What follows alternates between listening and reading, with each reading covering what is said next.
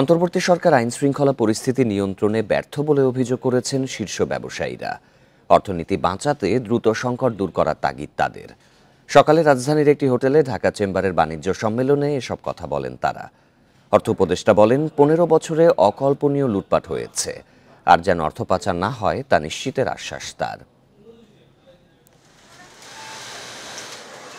দেশের অর্থনীতিতে সবচেয়ে বড় অবদান বেসরকারি খাতের।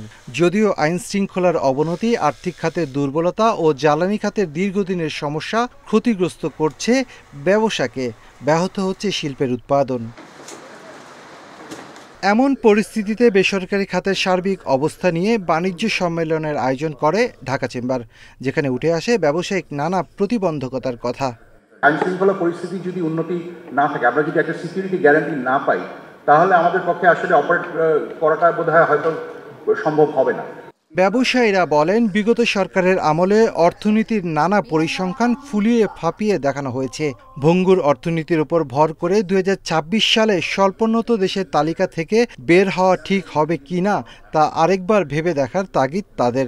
বর্তমান সরকার আইন শৃঙ্খলা নিয়ন্ত্রণে ব্যর্থ বলেও জানান তারা। প্রকৃত ব্যবসায়ী তো আমরা, আর ভর্তুকিও দিব আমরা, আর চুরি করবা তোমরা, সুস্থ থাকবা তোমরা, চুরি সহায়ক হচ্ছে তোমরা, তোমরা ভালো থাকবা। বাংলাদেশ ব্যাংকের একটা লোককেও অ্যাকাউন্টেবল করা হয়নি এখন।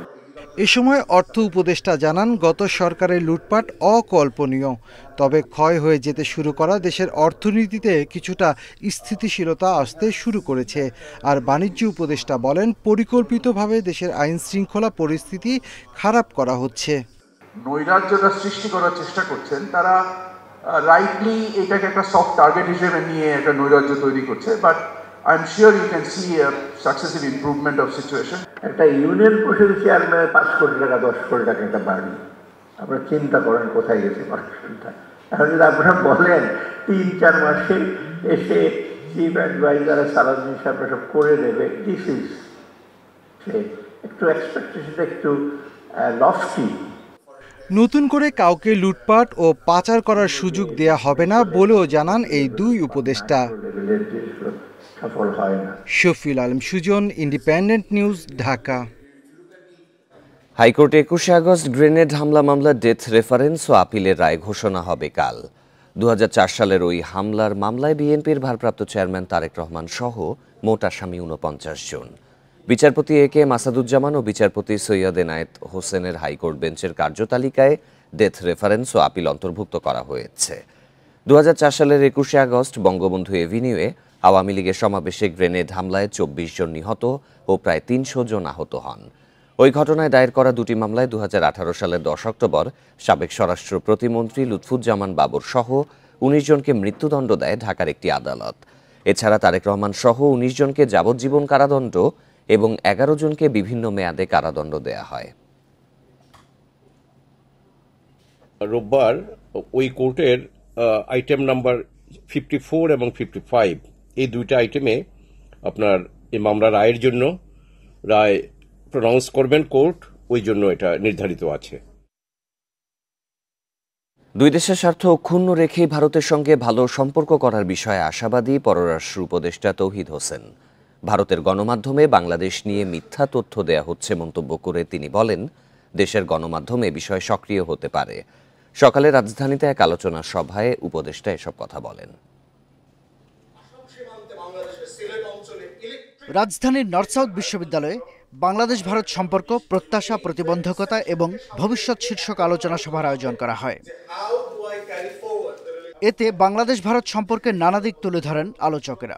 বাংলাদেশের স্বার্থ রক্ষা, নিরাপত্তা নিশ্চিত করা সহ বিভিন্ন বিষয়ে পরামর্শ দেন তারা।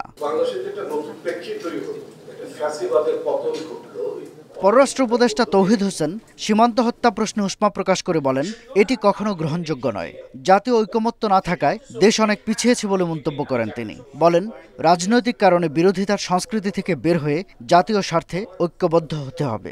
সম্পর্ক তো একদিনের, এক বছরের বা এক যুগের না, আর অনেক বেশি সময়ের ব্যাপার। সবসময় একরকম যাবেই এমনও কথা নেই। আমরা আশাবাদী হতে চাইবো যে আমরা একটা ভালো সম্পর্ক প্রতিষ্ঠা করতে পারবো, যাতে করে দুই পক্ষের স্বার্থ সংরক্ষিত হয়। দেশের স্বার্থ রক্ষায় সক্ষমতা বাড়ানোতে জোর দেন তৌহিদ হোসেন। বাংলাদেশের বিভিন্ন ঘটনার সংবাদ প্রচারে ভারতের গণমাধ্যমের ভূমিকা নিয়েও কথা বলেন তিনি। ভারতীয় মিডিয়াতে যেসব মিথ্যাচার হচ্ছে সেগুলিকে তুলে নিয়ে আসা, আমরা জানি যে এটা কিন্তু প্রচুর ওই যে ট্রুথ চেক করার যে ব্যবস্থা আছে সেখানে কিন্তু একেবারে প্রমাণিত যে অনেকগুলি বক্তব্য তারা সম্পূর্ণ মিথ্যা দিচ্ছে। সেগুলিকে আমি মনে করি যে আমাদের মিডিয়া আরেকটু শক্তভাবে উত্থাপন করতে পারে। বহির্বিশ্বে বাংলাদেশের প্রভাব বাড়াতে প্রবাসী বাংলাদেশিদের স্থানীয় রাজনীতিতে অংশ নেওয়ার আহ্বানও জানান পররাষ্ট্র উপদেষ্টা। স্থানীয় রাজনীতিতে জড়িত হন, যেটা ভারতীয়রা করেছে। শাহাদাত স্বপন, ইন্ডিপেন্ডেন্ট নিউজ, ঢাকা। সাম্প্রদায়িক ইস্যুসহ নানা কায়দায় দেশকে অস্থিতিশীল করার চেষ্টা চলছে বলে মন্তব্য করেছেন বিএনপি স্থায়ী কমিটির সদস্য হামিদ খসরু মাহমুদ চৌধুরী। গণফোরামের কাউন্সিলে এই মন্তব্য করেন তিনি। বাম নেতাদের অভিযোগ, শেখ হাসিনার পরাজয়কে এখনও মেনে নিতে পারছে না ভারত। এমন বাস্তবতায় অভ্যুত্থানের চেতনায় ঐক্যের বিকল্প দেখছেন না ডক্টর কামাল হোসেন। গণফোরামের কাউন্সিলে যোগ দিতে রাজধানীর ইঞ্জিনিয়ার্স ইনস্টিটিউশন মিলনায়তনের সামনে জড়ো হন দলটির নেতাকর্মীরা। যোগ দেন বিএনপি, বিপ্লবী ওয়ার্কার্স পার্টি সহ বিভিন্ন রাজনৈতিক দলের নেতারাও। এবারের কাউন্সিল উদ্বোধন করেন জুলাই আন্দোলনে নিহত রেসিডেন্সিয়াল কলেজের ছাত্র ফারহানুলের বাবা শহীদুল ইসলাম। সাম্প্রতিক ইস্যুর প্রসঙ্গ টেনে বিএনপি নেতা আমির খসরু বলেন, নানা কায়দায় অস্থিতিশীলতা তৈরির চেষ্টা চলছে। ধর্মীয় সংগঠনগুলোর দাবি খতিয়ে দেখারও আহ্বান তার। সাম্প্রতিক সম্প্রীতির যে সমস্যা বাংলাদেশে আছে সেটা হচ্ছে ব্যতিক্রম, কিন্তু এইটাকে যেইভাবে দেখানো হচ্ছে এবং যেইভাবে দেখিয়ে বাংলাদেশে অস্থিরতা সৃষ্টি করার চেষ্টা করছে সেটা তো বাংলাদেশ নয়। বাম নেতাদের মতে দাঙ্গা সৃষ্টির ষড়যন্ত্রের বিরুদ্ধে ধৈর্যের পরিচয় দিয়েছে জনগণ। শেখ হাসিনার পরাজয় মোদি যেন নিজের পরাজয় হিসেবে নিয়েছেন। সাম্প্রদায়িক দাঙ্গা লাগানোর একটা আয়োজন ছিল। চট্টগ্রামের মানুষ, দেশব্যাপী মানুষ যে অসাধারণ ধৈর্য, ধর্মীয় সম্প্রীতির তারা পরিচয় দিয়ে আবার আমরা আরেকটা ঐক্যের পরিচয় দিয়েছি। উচিত ছিল বরঞ্চ দিল্লি, কলকাতার আমার দূতাবাসকে ফুল নিয়ে যাওয়া, তার পরিবর্তে তারা সেখানে ভাঙচুর করেছে। ভারত সরকারকে বলতে চাই, বিশ্বজিৎকে যখন হত্যা করা হয়েছিল ঢাকার কোর্টের সামনে, তখন তো তোমরা তোলপাড় করো নাই। এমন বাস্তবতায় বিভেদ কাম্য নয় বলে মন্তব্য গণফোরামের সভাপতি ডক্টর কামালের। অভ্যুত্থানের চেতনায় ঐক্য ধরে রাখার আহ্বান জানান তিনি। এই ঐক্য না হওয়াতে আমাদের অনেক ক্ষতি হয়েছে অতীতে। এবার যেন যে ঐক্য আমরা গড়ে তুলতে পেরেছি এটাকে আমরা সুসংগত করে আমাদের যে ঘোষিত লক্ষ্যগুলো আমরা যেন অর্জন করতে পারি। দ্রুত নির্বাচন আয়োজনে সরকারকে সব ধরনের সহযোগিতার আশ্বাস দেন দলটির নেতাকর্মীরা। ইকরামুল কবির, ইন্ডিপেন্ডেন্ট নিউজ, ঢাকা। জাতীয় স্বার্থে দল ও ধর্মের ঊর্ধ্বে থেকে জামায়াত ইসলাম কাজ করবে বলে জানিয়েছেন দলটির আমির ডাক্তার শফিকুর রহমান।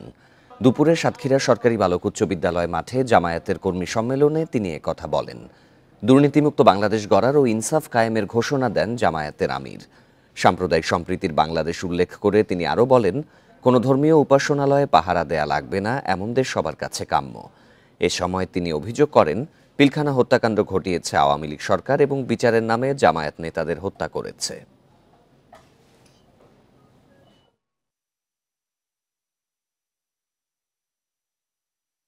জাতীয় স্বার্থে দল এবং ধর্মের ঊর্ধ্বে উঠে আমরা থাকবো।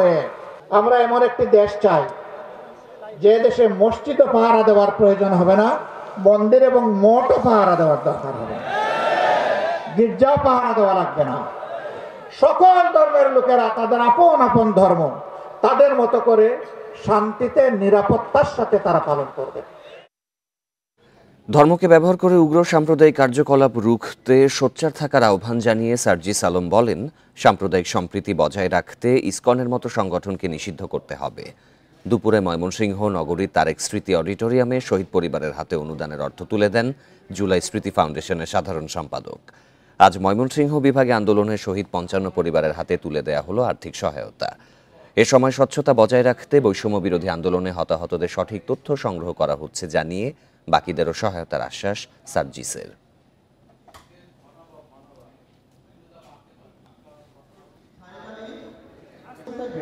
শহীদ মানুষের ভিতরে এরকম সাম্প্রদায়িক সংঘাত ঘটাতে চায় এবং দেশে একটি অস্থিতিশীল পরিবেশ তৈরি করতে চায়, সে সকল উগ্রবাদী সংগঠনকে যেন নিষিদ্ধ করা হয়।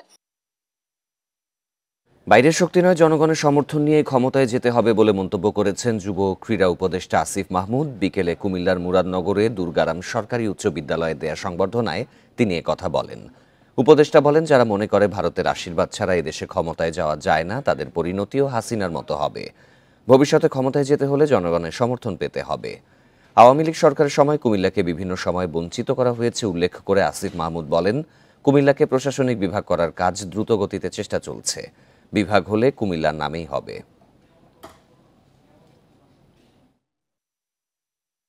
শেখ হাসিনার থেকে বেশি কারো প্রতি ভারতের বেশি আশীর্বাদ ছিল না। সেই শেখ হাসিনার কি পরিণতি বাংলাদেশের জনগণ করেছে এখন স্পষ্টভাবে আপনারা দেখতে পাচ্ছেন। আপনারা যদি ভবিষ্যতে সে ধরনের পরিণতির সম্মুখীন হতে না চান, বাংলাদেশের জনগণের ম্যান্ডেটকে এই ক্ষমতায় আসার একমাত্র উপায় হিসেবে অবলম্বন করুন। আওয়ামী লীগের আমলে কাগজপত্র ছাড়াই এস আলমের মতো প্রতিষ্ঠানগুলোকে ঋণ দেয়া হয়েছে, সে কারণে নবায়নযোগ্য জ্বালানি খাত আগায়নি বলে মন্তব্য করেছেন জ্বালানি উপদেষ্টা ফাউজুল কবির খান। শনিবার রাজধানীর পল্টনে এক সেমিনারে কথা বলেন তিনি। নবায়নযোগ্য জ্বালানি নীতি তৈরির কাজ চলছে বলেও জানান উপদেষ্টা। নবায়নযোগ্য জ্বালানি খাতে আর্থিক প্রতিষ্ঠানের ভূমিকা নিয়ে সেমিনারের আয়োজন করে ইকোনমিক রিপোর্টার্স ফোরাম। এতে উঠে আসে জ্বালানি খাতের চ্যালেঞ্জ ও সম্ভাবনা চিত্র। সেমিনারে জ্বালানি উপদেষ্টা অভিযোগ করেন, বিগত সময়ে বেআইনিভাবে অনেক প্রতিষ্ঠানকে ঋণ দেয়া হয়েছে, সম্পদ ও ভবিষ্যৎ সম্ভাবনা দেখা হয়নি, তাই নবায়নযোগ্য জ্বালানি খাত বিকশিত হয়নি। এলএনজি আমদানি করা হয়েছে বেশি দামে, কিন্তু বর্তমানে আমদানি বাড়ানো সম্ভব নয় বলে জানান উপদেষ্টা। শ্রমিকদের বেতন দিতে পারছে না, সরকার থেকে ঋণ দিয়ে বেতন দিতে হচ্ছে। এস আলম একই অবস্থা। তো সেই সব প্রতিষ্ঠানের ব্যালেন্স শিটগুলো পরীক্ষা করে দেখা গেল আসলে ওখানে কিছু নাই, এগুলো আসলে ফাঁকা কতগুলো সংখ্যা মাত্র। অর্থনীতিবিদরা বলেন, নবায়নযোগ্য জ্বালানি খাতে কাঙ্ক্ষিত বিনিয়োগ হচ্ছে না। বিনিয়োগ বাড়ানোর পথ সুগম করার পরামর্শ দেন তারা। ফরেন ডাইরেক্ট ইনভেস্টমেন্টকে, আন্তর্জাতিক ফাইন্যান্সকে অভ্যন্তরীণ পর্যায়ে নিয়ে আসা, এমনকি অভ্যন্তরীণ ব্যাংকগুলো যদি মাল্টিন্যাশনাল ব্যাংকগুলোর সাথে যৌথভাবে ওই ধরনের ফাইন্যান্স নিয়ে এসে কাজ করতে চায়, সেই ধরনের সুযোগ কিন্তু রয়েছে, কিন্তু আমরা সেই ধরনের ফাইন্যান্সিয়াল ইনস্ট্রুমেন্টসগুলো সেইভাবে ব্যবহার করি না। দেশে সোলার প্যানেলের উপকরণ তৈরিতে সরকারি সহায়তার তাগিদ দেন আলোচকরা। Shahid Ahmed, independent news, Dhaka. রাজধানীর বনশ্রী এলাকায় আলিফ পরিবহনের একটি বাস উল্টে পড়েছে সড়কের পাশের খাদে। বাসটি উদ্ধারের চেষ্টা চালাচ্ছে পুলিশ ও ফায়ার সার্ভিস। আরও জানাতে বনশ্রী থেকে যোগ দিচ্ছেন সহকর্মী জাহিদুল ইসলাম। জাহিদুল, উদ্ধার তৎপরতার সর্বশেষ তথ্য জানাবেন।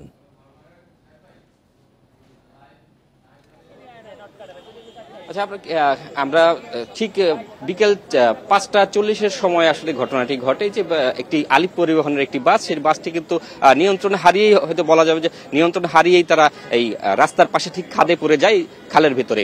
এখন আমরা যখন এখানে পৌঁছানোর পরে কিন্তু আমরা আসলে কোনো যাত্রী এখানে পাইনি এবং ফায়ার সার্ভিস যারা এখানে কাজ করতে এসেছেন তারাও কিন্তু জানিয়েছেন যে তারা এখানে আসার পর থেকে এখানে কোনো যাত্রী তারা দেখতে পাননি, কিন্তু তারা এই বাসটি উদ্ধারের জন্য কাজ করবেন সেই লক্ষ্যে তারা এখানে এসেছেন। তবে এখন পর্যন্ত তারা আসলে ভিতরে কোনো কাজ করার সুযোগ পাননি। এবং একটু দেখাতে চাই যে বাসটি যেই ভেতরের দিকে যেভাবে দেখতে পাচ্ছেন একদম খালের ভেতরেই কিন্তু উল্টে আছে সম্পূর্ণ, এবং বাসটির ভেতরে আপাতত কোনো যাত্রী নেই এবং বাসটি এখন পর্যন্ত কতজন আহত হয়েছেন বা বাসে কতগুলো যাত্রী ছিলেন সেটি কিন্তু আমরা আসলে জানতে পারিনি, কারণ ফায়ার সার্ভিসও খবর পেয়েছেন 999-এর মাধ্যমে, কেউ একজন তাদেরকে ফোন করেছেন যে এখানে একটি বাসের দুর্ঘটনা ঘটেছে, এবং আমরা সেই বিষয়টি জানার পরেই কিন্তু ফায়ার সার্ভিসের সাথে যোগাযোগ করেছিলাম, কিন্তু তারাও সেরকম আমাদের কোনো তথ্য দিতে পারেনি এবং তারা এখন পর্যন্ত বাসটি উদ্ধারে যে কাজকর্ম শুরু করবেন সেটি এখনো তারা শুরু করতে পারেন। তবে বাসের সংশ্লিষ্ট কিছু লোকজন এখানে আছেন, তারা চেষ্টা করছেন যে সেই বাসটির ভিতরে আসলে কি অবস্থা আছে এবং বাসটি এখন তোলা সম্ভব হবে কিভাবে সেই চেষ্টাটি আসলে করছেন।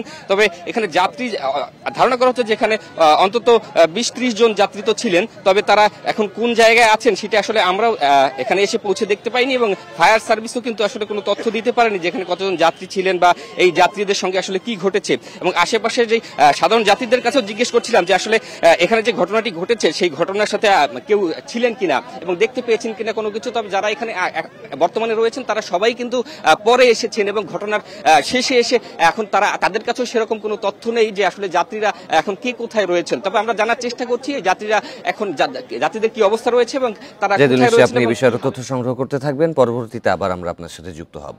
মুন্সিগঞ্জের শ্রীনগরের সড়কে উদ্ধার হওয়া গুলিবিদ্ধ তরুণীর মরদেহের পরিচয় পাওয়া গেছে। তিনি রাজধানীর ওয়ারির বাসিন্দা শাহিদা আক্তার। দুপুরে ঝোপ থেকে মোবাইল ফোন উদ্ধারের পর তার পরিবারের সাথে যোগাযোগ করে পুলিশ। বন্ধুর ফোন পেয়ে শুক্রবার রাতে ঘর থেকে বের হন শাহিদা, জানান পরিবারের সদস্যরা। শ্রীনগরের ঢাকা মাওয়া মহাসড়ক।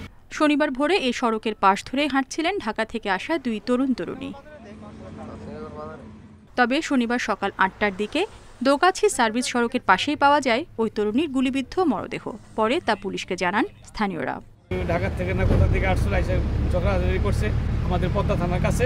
ওখান থেকে আর এইদিকে হাঁটতার দিকে না আসছে, পরে এই গুলি করে না কিভাবে মারা গেছে। এখানে আর পুলিশ বাহিনী এখানে আছে, আয়সা দেখি তারা তদারকি করতেছে এবং তার ফিঙ্গারপ্রিন্ট নিচ্ছে। দুপুরের দিকে ঝোপ থেকে উদ্ধার হয় তরুণীর মোবাইল ফোন। সেই সূত্র ধরে নিহতের পরিচয় নিশ্চিত হয় পুলিশ। আমরা তদন্ত করে ভিকটিমের নাম পরিচয় শনাক্ত করি। এই সঙ্গে কারা জড়িত সে বিষয়টি আমরা তদন্ত করছি। নিহতের পরিবারের পক্ষ থেকে জানানো হয়, তৌহিদ নামের এক যুবকের সাথে প্রেমের সম্পর্ক ছিল শাহিদা আক্তারের। শুক্রবার রাতে তৌহিদের ফোন পেয়ে ঘর থেকে বের হন শাহিদা। ছেলেটা কিছু করে না, গাঞ্জা ব্যবসা করে। মহিলাও ফোন দিছে বাসার যাওয়ার জন্য, তারপরে এই ছেলেটাও ফোন দিছে। এর ছবি আছে এখানে মোবাইলের মধ্যে। মরদেহের পাশে 5টি গুলির খোসা পেয়েছে পুলিশ। সিসিটিভি ফুটেজ যাচাইয়ের কাজ চলছে বলে জানান তারা। Independent news. ঘূর্ণিঝড় ফিনজাল চট্টগ্রাম বন্দর থেকে এখনও 1650 কিলোমিটার দূরে অবস্থান করছে। এটি সন্ধ্যার পর ভারতের উত্তর তামিলনাড়ুতে আঘাত হানার কথা রয়েছে। ফিনজালের কারণে সমুদ্র বন্দরগুলোকে 2 নম্বর দূরবর্তী হুঁশিয়ারি সংকেত দেখাতে বলেছে আবহাওয়া অফিস। সংস্থাটি জানিয়েছে, ঘূর্ণিঝড়ের প্রভাবে খুলনা, বরিশাল ও চট্টগ্রাম বিভাগের কিছু কিছু জায়গায় হালকা বৃষ্টি হচ্ছে। ঝড়ের কারণে গভীর সমুদ্রের মাছ ধরা ট্রলারকে উপকূলের কাছাকাছি থাকতে বলা হয়েছে। ফিনজালের প্রভাবে সারা দেশে শীতের অনুভূতি তীব্র হতে পারে বলেও জানিয়েছে আবহাওয়া অফিস। আজ দেশে সর্বনিম্ন তাপমাত্রা ছিল তেঁতুলিয়ায় 10.3 ডিগ্রি সেলসিয়াস। ডিসেম্বরের প্রথম সপ্তাহে রাজশাহী ও রংপুর বিভাগে শৈত্যপ্রবাহ হতে পারে বলেও জানিয়েছেন আবহাওয়াবিদরা।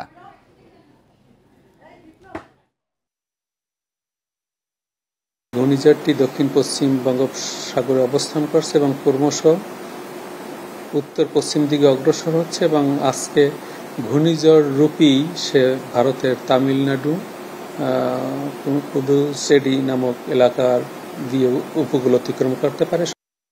এই ছিল সংবাদ সন্ধ্যায়। সব খবরের বিস্তারিত জানতে চোখ রাখুন ফেসবুক, ইউটিউব এবং এক্সে। আমন্ত্রণ পরের আয়োজনে।